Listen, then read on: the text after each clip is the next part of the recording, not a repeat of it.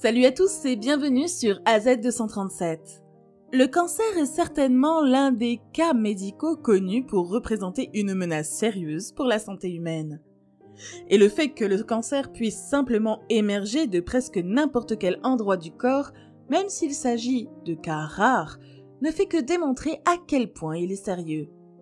L'histoire d'aujourd'hui concerne un Argentin qui a développé une tumeur autour de son oreille et de sa joue, défigurant et formant une énorme bosse sur une partie de son visage. Regardons son histoire. Mais avant de commencer, voici la question du jour. Parfois je suis fort, parfois je suis faible. Je connais toutes les langues sans jamais les avoir apprises. Qui suis-je? Donnez-nous votre réponse dans les commentaires. Les réponses exactes vous seront données à la fin de la vidéo. N'hésitez pas à liker la vidéo pour nous encourager. Et si vous êtes nouveau sur la chaîne, abonnez-vous et activez la cloche de notification pour ne manquer aucune de nos prochaines vidéos. Sebastián Alejandro Amurín d'Amico a découvert sa tumeur en pleine croissance en 2014 avant que cela ne devienne sérieux.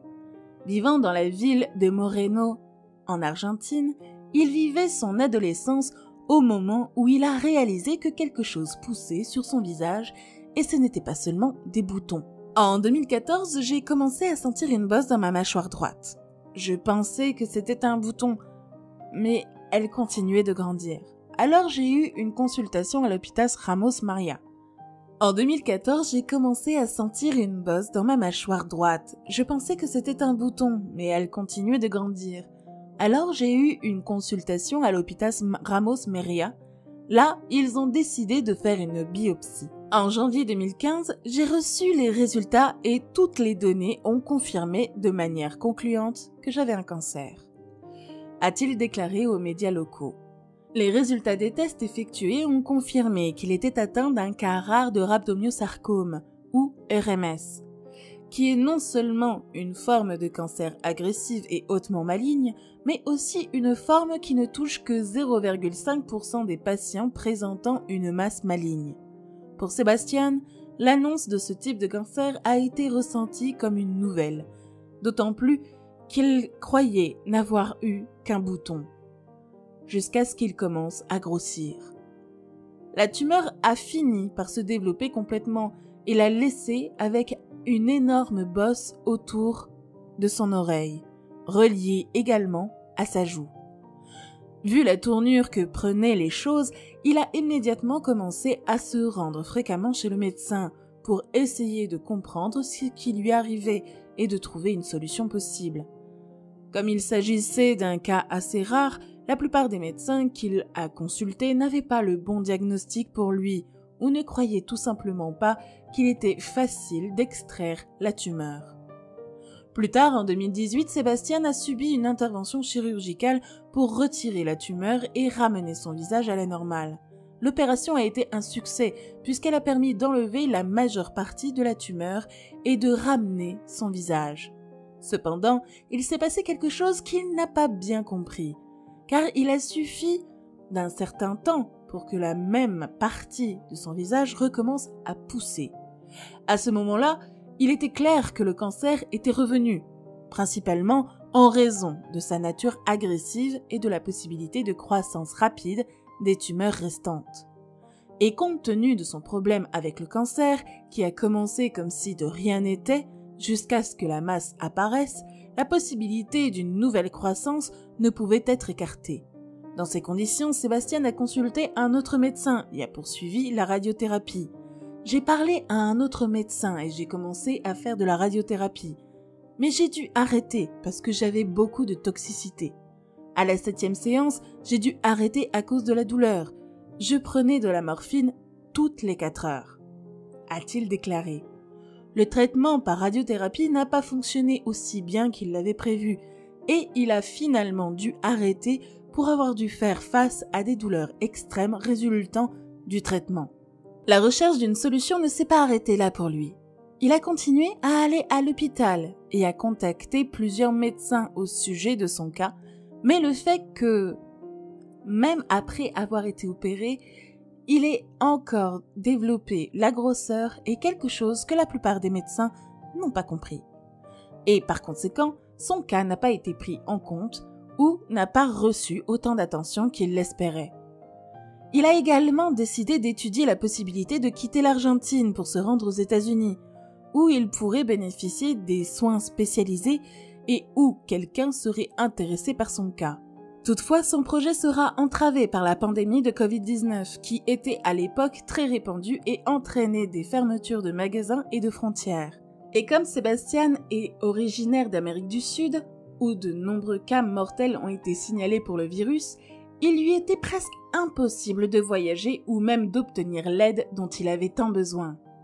Avant cela, en 2019, il s'est connecté à son compte Instagram, où il a réussi à rassembler plus de 19 000 followers pour parler de son cas et solliciter des dons pour l'aider à obtenir un traitement à l'étranger. La campagne a porté ses fruits, car ses followers ont été très généreux et ont donné près de 3 000 $ à l'époque. Après plusieurs tentatives de prise en charge de son cas et l'échec de la pandémie Covid-19 qui a entraîné les fermetures de frontières, il a finalement reçu une lueur d'espoir lorsqu'il a été contacté par un médecin nommé Eduardo Souza, qui l'a informé qu'il s'intéressait à son cas et qu'il était impatient de le voir pour mettre au point un plan d'intervention permettant d'éliminer définitivement les tumeurs et d'empêcher toute nouvelle croissance. Comme si cela n'était pas suffisant pour lui, le médecin a même amélioré la situation en proposant de réaliser l'opération et toutes les autres consultations ou traitements qui lui permettront de retrouver son visage, le tout gratuitement. Il est important de garder à l'esprit qu'il s'agit de la santé et que pour générer une intervention chirurgicale, tout dépendra de l'état du patient, car l'opération peut être très réussie, mais quand même lui nuire, a déclaré Eduardo Souza aux journalistes. Pour Sébastien, le fait d'avoir quelqu'un qui s'intéresse à son cas et qui est prêt à l'examiner et à élaborer un plan d'intervention pour lui, tout cela gratuitement, était quelque chose de réjouissant. D'autant plus qu'il faisait également de son mieux pour s'assurer qu'il soit traité, mais en vain. Je suis très heureux de cette opportunité. Je suis fier de savoir qu'il existe des chirurgiens qui osent faire cette opération, a déclaré Sébastien. Il reste maintenant à voir si le docteur Souza peut trouver une solution permanente à son cas et empêcher un cas récurrent comme avec la précédente opération qu'il a subie en 2018. Pendant tout son parcours dans la recherche et la quête d'un traitement, Sébastien n'était pas seul et sa femme qui le soutenait l'a aidé tout au long du processus. Avec son cas, on aurait pu imaginer qu'il ne puisse pas se marier. Mais oui, il est bel et bien marié et sa femme est connue pour exprimer son amour et son soutien envers lui malgré son apparence. Il a sûrement eu sa part de lutte contre le cancer, en particulier avec les médecins qui ne voulaient pas prendre de risques et examiner son cas dont il ne savait absolument rien. Sans parler des faux espoirs qu'il a dû avoir lorsqu'il a subi une première opération pour enlever la tumeur et se débarrasser des cellules cancéreuses, pour finalement développer à nouveau la bosse. Il espère certainement que le docteur Eduardo Souza sera en mesure de proposer un plan de traitement complet qui permettra de traiter le cancer et la grosseur sans avoir à affronter l'épreuve de la récurrence. Il existe plusieurs cancers rares, connus pour ne toucher qu'un très petit nombre de personnes dans toute la population et l'un d'entre eux est le rhabdomyosarcome. C'est un type de cancer rare qui affecte le tissu musculaire. On le trouve chez les enfants et les adolescents et il peut se produire n'importe où dans le corps, mais généralement dans la tête et le cou, les bras et les jambes et les organes urinaires et reproducteurs. Il s'agit d'un type de cancer très rare, avec seulement 500 personnes diagnostiquées chaque année aux États-Unis. Ce cancer se décline également en plusieurs types en fonction des organes ou des parties du corps qui sont touchées. La forme la plus courante de ce cancer est le rhabdomyosarcome embryonnaire, qui se manifeste généralement au niveau de la tête et du cou ou des organes génitaux. Ce type peut également être subdivisé en fonction des régions touchées, à savoir la vessie, le vagin et les testicules. Un autre type est le rhabdomyosarcome alvéolaire. Il s'agit d'un type vraiment agressif que l'on trouve généralement dans les bras, les jambes ou le torse. Selon plusieurs sources, il n'y a pas de cause connue de rhabdomyosarcome, tout comme pour d'autres cancers. On ne sait toujours pas ce qui cause exactement ce cancer et pourquoi les gens développent ces cas, surtout à un jeune âge. Cependant, il existe des symptômes connus qui peuvent être attribués à ce cancer. Comme dans le cas de Sébastien, l'un des principaux symptômes du cancer est l'apparition d'une masse qui continue à grossir et qui reste simplement comme ça. C'est l'un des principaux symptômes et il est généralement constant chez les patients atteints de ce type de cancer rare. Parmi les autres symptômes connus figure la présence de sang dans les urines, des saignements du nez, de la gorge, du vagin ou du rectum, des difficultés à faire pipi et des maux de tête, bien que ces symptômes dépendent de la partie du corps touchée par le cancer. Le diagnostic du rhabdomyosarcome peut se faire simplement par des tests tels que la biopsie, qui est utilisée pour confirmer le cancer, ainsi par les examens comme la radiographie, l'IRM et le cancer.